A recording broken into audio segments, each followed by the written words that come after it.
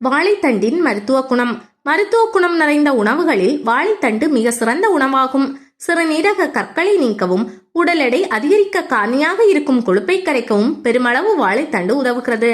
மருத்துவ ரீதியாக வாழைத்தண்டினை உபயோகிக்கும் முறை: வாழைத்தண்டை இடித்து சாறு பிழிந்து அத்துடன் முள்ளங்கி சாறு அரைபாகம் சேர்த்து காலை மாலை இருவேளை 100 மில்லி குடித்து வர கல்லடைப்பு நீங்கும். நீரெரிச்சல், நீரில் இரத்தம் கலந்து போவதை குணப்படுத்தும்.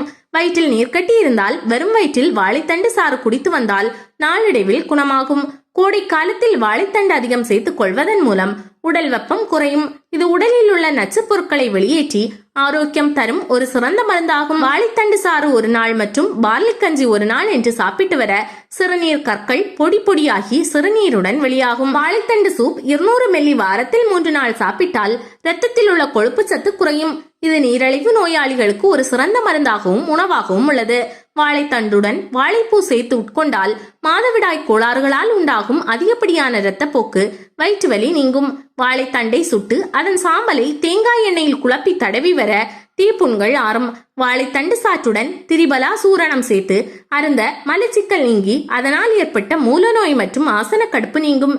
சிறுநீரை அதிகரிக்க செய்யும் என்பதால் வயதானவர்கள் வாழைத்தண்டை உணவில் சேர்த்துக் கொள்வதை குறைத்துக் கொள்வது நல்லது.